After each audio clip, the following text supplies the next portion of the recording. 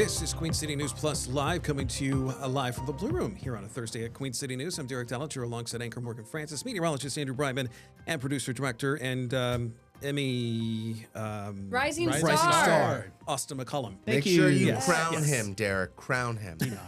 Please don't do that. Well, we actually mentioned it yesterday at the end of yesterday's show. It's like, 'cause she won too. Yeah. Dude, I won one. crushing. You won one. I won one also. Yes. Not two. As we did in Cub Scouts, a round of applause. Yes. A round of applause. There you go. Welcome back, Austin. Yes. You still got it. Yes. We've got a busy day to get to as far as the news is concerned. We do want to start. We have a bunch of local things actually happening too.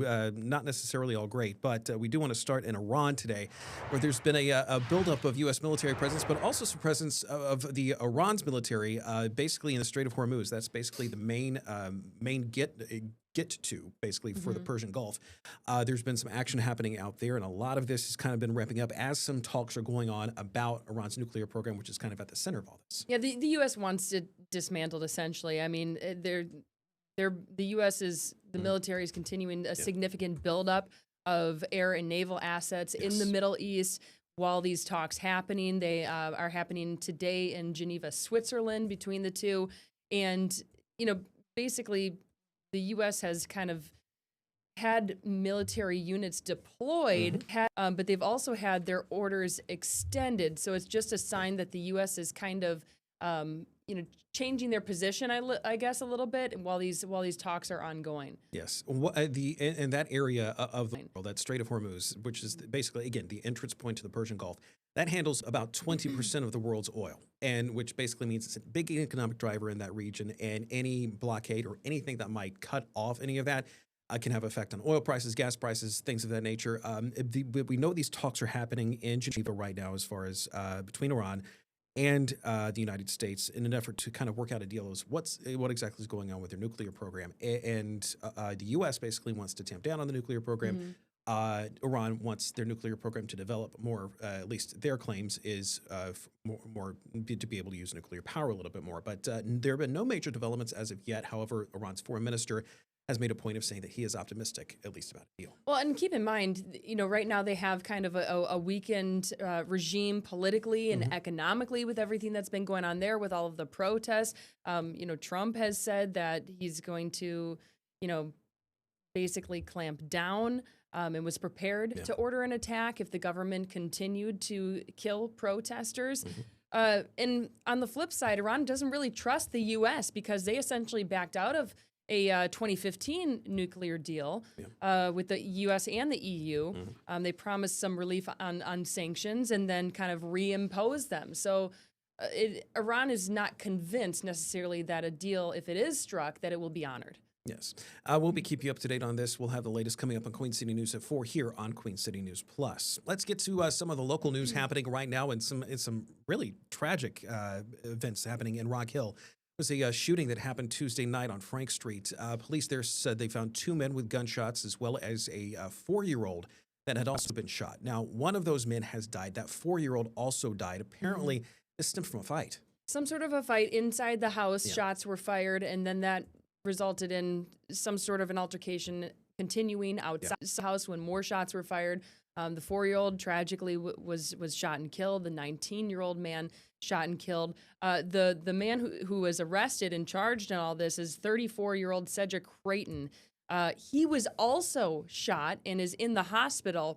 Once he's out of the hospital, he will be transported to jail. Again, this was in Rock Hill on Frank Street. All of this transpired last night, Tuesday night at 7:30 p.m. Yes, that 4-year-old, by the way, was still in the house when he was shot, and so this kind of makes a compound because I will say over the past year or so, we've heard of multiple circumstances where children have been shot inside of homes, and I know of one other circumstance that was in the Still Creek area where this also happened as well, and the child did not make it, and it's a tragedy all around.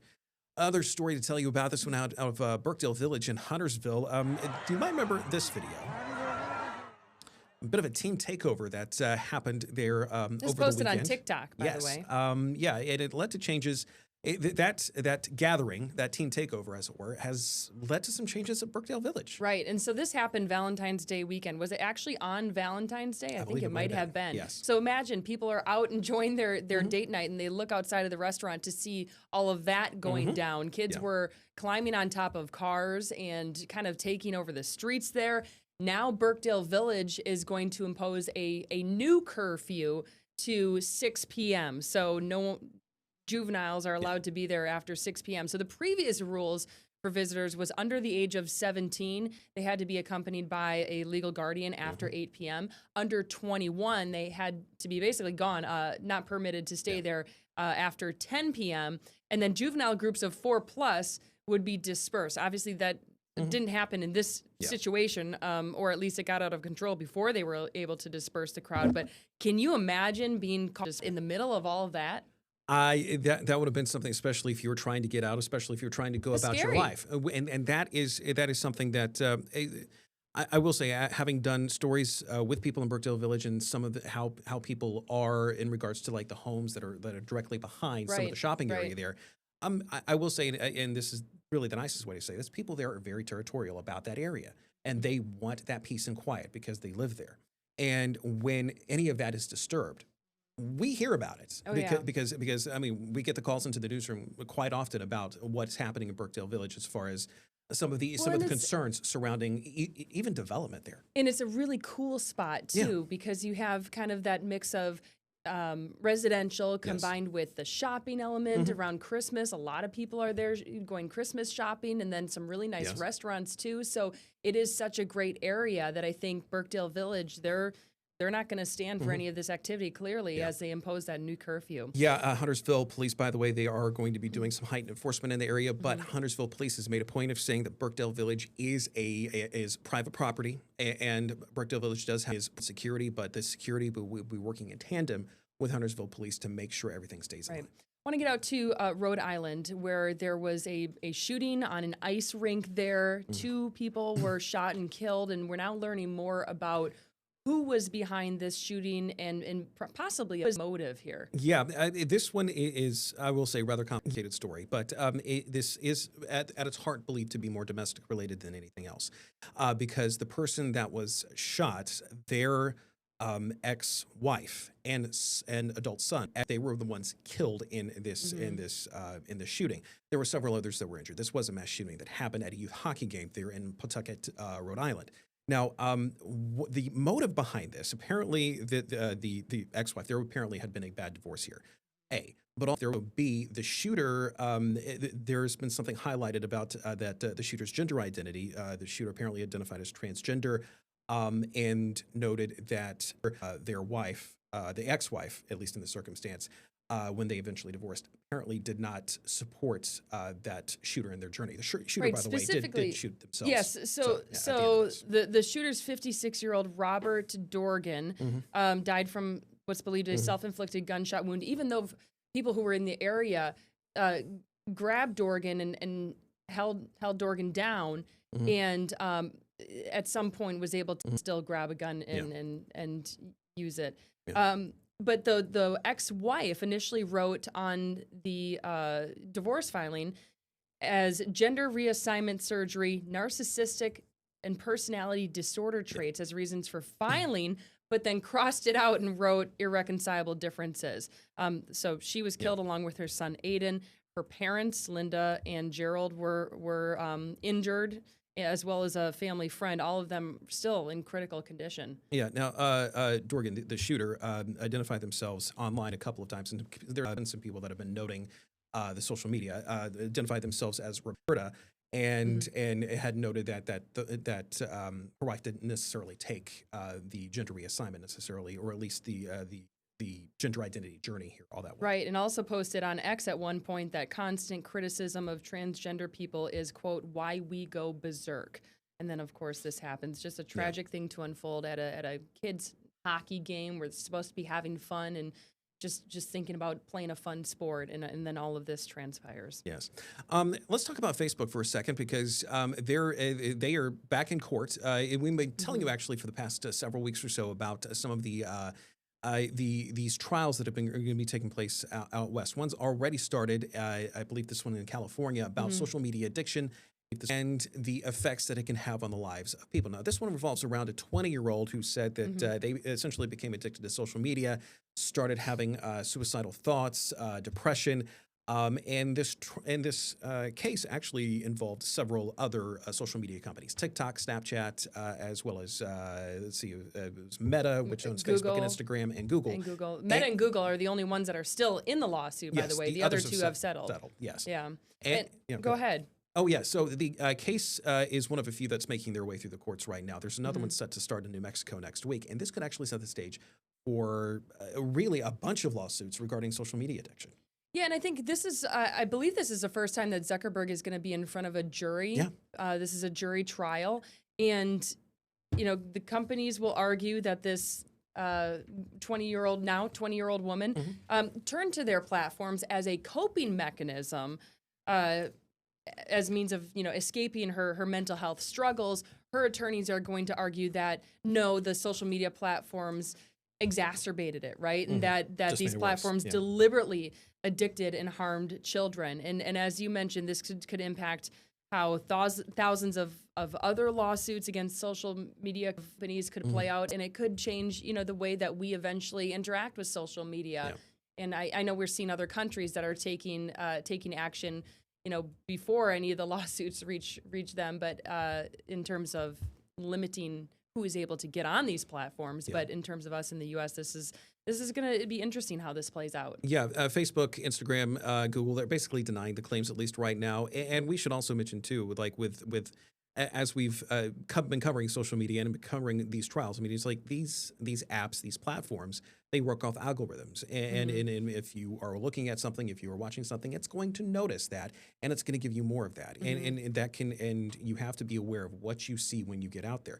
Now, as far as whether or not people need to be aware of those controls, that's likely is probably what's going to be probably more at the heart of this case, because I mean that's essentially what it comes right down to. It's like I think it's an idea of media literacy. Once you get on social media, you have to be aware of why you are seeing this. Right. There's a lot to it as well. Yeah.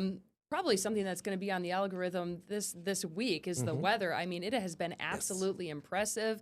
And just beautiful out there as we take a live look at Uptown Charlotte. I can never tell from this camera because sometimes it shakes and I feel like it's not windy. Other times, yes, that's the case. Let's bring in meteorologist Andrew Brightman. Andrew, is it windy out there? It's a little blustery out there here across the Carolinas. I know your eyes are not lying to you here. We haven't seen the wind out of the southwest. We're not dealing with an earthquake, just to be clear. An earthquake. That would be a big deal. It would be a big pinpoint alert here if we were seeing that. But we got a warm week on the way. Temperatures well above average. We are tracking some showers potentially on the way here later this week. Not going to be a huge deal. And then we start turning a little bit cooler again once we get to the end of the weekend, particularly on Sunday, and then heading into early next week. Charlotte live cam currently 67 degrees right now. Winds out of the southwest about 15 or so miles an hour. 2 points currently in the lower 50s. Up on King Street and Boone, a lot of cloud cover currently, but otherwise you're still seeing those dry conditions as we get up into the higher elevations. Pinpoint radar showing some showers potentially near Greensboro. I'm skeptical about how much of that is reaching the ground currently, but otherwise you're just contributing to all the cloud cover that we're seeing across the region. Zooming out frontal boundary to our west, that is what is going to be moving on in here, but not really having any impact on our temperatures. That's just what's kind of bringing us the cloud cover that we're dealing with right now across the region.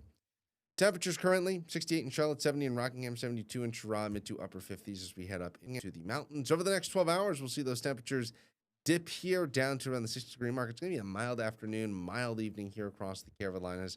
I'm going to be talking more, though, about what's on the way this weekend, just how warm we're going to get across the Carolinas, and, some more needed wet weather on the way for the region coming up. Yeah, I know we don't love the wet weather, but I know we definitely do need it. Check back in with you in a little bit. Mardi Gras is going on right now. Yeah, and apparently it's become a little bit known. Much fun, a little bit too much fun for an actor who... He's got to dig himself out of a hole. Yet again, actually, to be honest with you. And yes, a Hollywood superstar who has a song about him that goes for running your life from this actor. He's brandishing a knife. It's this actor. Lurking in the shadows. It's this actor. It's a very good song. But anyway, I saw it's also very funny. All right, let's talk about it coming up in just a bit. This is Queen City News Plus Live.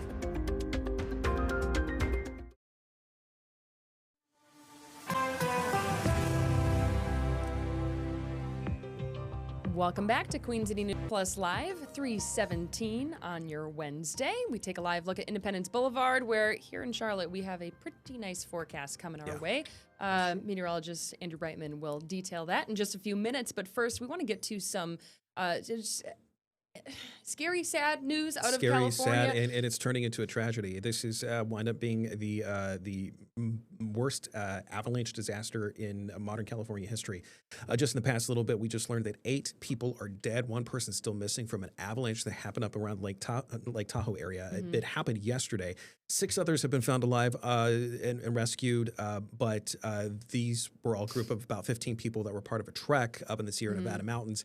And as we were mentioning yesterday, that area of the country is right now seeing between 4 and 8 feet of snow by Thursday night. That could, and in addition to blustery conditions, it's creating a very, very unstable situation, at least for the snow that's already there, which is leading to these avalanches. And this was supposed to be a 3-day, backcountry trek. It was supposed to be fun going through the, the Sierra Nevada mountains.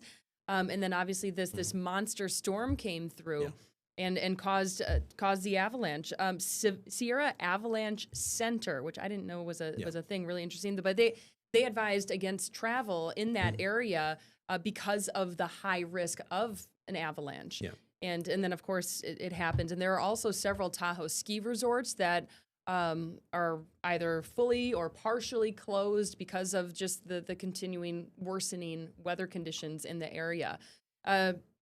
You mentioned that it's one of the most deadly avalanches that California has seen. And I didn't know this statistic, that each winter, 25 to 30 people die in avalanches in the U.S., according to the National Avalanche Center. Yes, and we don't necessarily hear it all that often on Lake Tahoe, but in various other parts of the country that do have that. I mean, it happens, but it's also something. There is still this additional risk, at least in that area, of additional avalanches happening because of all that snowfall and because of the winds and everything. Feet of snow. Yeah, we're talking feet of snow. A short amount of time. Yeah. Yes. Let's change gears. This is just the story that you were talking about with the song. If anyone's heard the Shia LaBeouf song from Rob Cantor, look it up. You'll be thoroughly entertained if you haven't very seen thoroughly entertained. And so Shia LaBeouf, nothing to do with you might remember his acting career, and you might also be familiar with some of his run-ins either with paparazzi or some legal troubles. Well, apparently he has another bit of legal trouble too, and he had it on rather full display. His own full display. His own full display. That is Shia LaBeouf, and as you can see, he's putting it in his mouth right there. There we go. That's his jail release. That is jail release paperwork. And he's on Bourbon Street. Yeah, so he was arrested, accused of hitting 2 men early yesterday morning in the French Quarter at a business there, he was... One in the chest, one he allegedly punched in the nose. I mean, it sounded like... He was literally hitting a man, becoming aggressive. And based off of the report, it sounded like they gave him multiple chances here to just walk away from it. I mean, it's Mardi Gras. They deal with drunk people and all of the actions that go along with that. So I think their tolerance probably is a little different than what you would probably see in uptown Charlotte, just because of how many people are there. But yeah, it seemed like they gave him multiple chances. But undeterred by his arrest, he was back out there. Just hours later, he reemerged in the French Quarter, and you can see him there dancing with his release paperwork. Yeah, and this isn't social media video. This is actually caught by our sister station down in New Orleans. They actually were down there getting video of Mardi Gras, and lo and behold, Shia LaBeouf showed up. Yeah. And we should mention that LaBeouf, he has a bit of a history of run-ins with the law, and many of those run-ins actually do involve alcohol. So well, he's struggled with his sobriety over the years, and that's, I think, what makes this a sad part about that. Obviously, you shouldn't punch people. But the fact that he's still out there even after all this. Yeah. City officials, by the way, they later shut down the festivities, so it sounded like it got pretty wild in New Orleans. Well, it is Mardi Gras. It was Mardi Gras. Don't be party poops. We are going to have a very special guest on CSL tonight. Yes. Tell us a little bit more about it, because you know more about them. Concanipple. Yes. I mean, this is huge. This is... By the way, they're coming off a 9-game win streak right now. Concanipple is in his, 50 games that he's had in his rookie season. Just incredibly impressive. So, I mean, rookie of the year, right? I mean, he'll having a dynamite. Hopefully, yeah. I know. Well, I'm putting it out in Oh, my yeah. universe. There you Austin. go. Manifest it. I'm manifesting it for him. Go. He might have like one other guy competing with him. Anyway, And he's only 20. he's having an impressive year. Yeah. So he's going to be on Carolina Sports Live tonight. Very, very exciting. They're coming off a 9-game win streak, and then they lost one, and then they won again. So hopefully they can kind of restart this win streak. But he's going to be on Carolina Sports Live. Carolina Sports Live, by the way, at 11 o'clock here on Queen City News Plus, also on Queen City News on TV. And in case you can't watch it tomorrow night, or tonight, we will also have it tomorrow night at 7 p.m. Here on Queen City News Plus as well, because we run the previous night's CSL the next day as well. And we will also have some clips of it, hopefully up on the Top Stories tab, at least at some point as well. So just keep looking out for that if you're watching on Queen City News Plus. I'm intrigued to see what he's going to say and Yes. how much he loves Queen City News, of course. That's probably top of his list. Let's talk about the weather now, because we have also been on a little bit of a hot streak. We have. And what is that? 66 degrees right now? It's looking it's feeling wonderful out there, even though it probably is a little bit windy, because again, every camera that we've taken so far is a little because but again, add 66 into a little bit of the wind. It's a good breezy day. Leave the conditions to me, Derek. Yes, but it's a good breezy day. Yes, it is a breezy day. It's But a good breezy day. It's a good breezy day. You got Yes. the wind in your hair. Maybe you roll down. Maybe you got like a soft shell top on your car. Just let the air flow. Throw on the It yacht would rock. it would be a Dude, good look, day for the convertible. Across. Oh yeah. Gotta give them some love. Anyway, 67 degrees currently. We've got some winds out of the southwest, about 15 or so miles. That's an hour here across the Carolinas. Looking good. A little bit of cloud cover here, but otherwise in good shape here. Maybe a little bit warm in the studio as well. Beach Mountain, we've got the cloud cover as well. A lot more brown, though, unfortunately, up in the mountains compared to what they'd like to see, but still good snowpack on the trails right now. Going to be a little tough, though, to make some of that snow over the next few days. Satellite imagery shows all the cloud cover continuing to move through the Carolinas. Not much in the way of what weather where we live. Now, as we zoom out, you see those clouds continuing to move in with the front that really is going to be dissipating, not going to be pushing through the Carolinas, kind of just keeping the cloud cover around. But the overall temperature setup is just very, very warm across the eastern half of the country. Now, Derek and Morgan were talking about the avalanche out west. You can see all the troughiness across the western third of the country. Well, that means on the flip side here, that means there's got to be a big ridge somewhere, and it's camped out right over the southeast, and that's giving us the very warm temperatures. In fact, we're going to be flirting. We're going to see if we can get, maybe dating here, the 80-degree mark once we get to the Friday, here with the temperatures moving up to 77. I've got all the references, guys, today. 61, though, on Saturday as the front starts to move in, and then much cooler, much kind of back to reality here. Not getting quite as cold as what we saw at the end of January, but certainly not going to be like what we're going to see on Thursday and Friday here across the region. Futurecast in motion as we go throughout tonight. Might see a shower in the mountains. Not totally buying that, but if we do see any wet weather tonight, that's where it will be. Could see some showers during the overnight into your Thursday. This is going to be kicking off the period of maybe a little bit of unsettled weather, generally dry for your Thursday morning commute, though we could see some wet weather up across the mountains. But as we go throughout the day, pay attention to the temperatures. They keep moving up and then likely heading up into the 70s here as we get into the afternoon and the evening hours. Overnight, Thursday into your Friday, we see some of that sunshine, and then there's clearing skies, and then the wet weather moves back in Friday morning. Likely see some showers early Friday, but then as we end to the afternoon, it clears out. And if you want to put on that yacht rock that we were just talking about here, it's going to be Friday evening because see sunny skies, temperatures in the mid to upper 70s here, or 60s across the Carolinas. And then heading into your Saturday, we start to see the showers return, and then this weekend looking a lot more unsettled across the region. As for the overnight hours tonight, we're going to be seeing a lot of cloud over here. Temperatures, though, not cooling off all that much here. Probably staying in the middle 50s here in Charlotte. That's not far off from where our average high is for this time of year. And as we go around the region tomorrow, we see 70s and partly to mostly cloudy skies. Temperatures 15 or so degrees above average for this time of year. Charlotte, Concord, Albemarle, more of the same. Same story also for Shelby and Gastonia. Your pinpoint 7-day forecast, everyone. Much cooler this weekend along with the wet weather.